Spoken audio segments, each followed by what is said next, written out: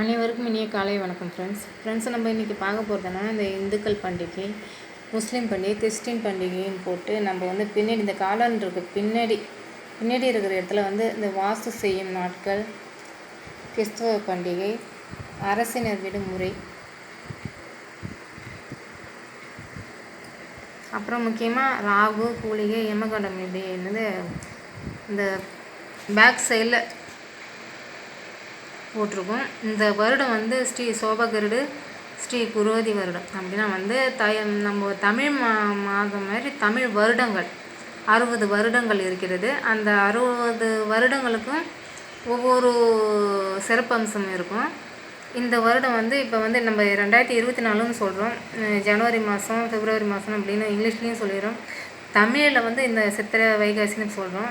இந்த சோபகிருது ஸ்ரீ குரோதி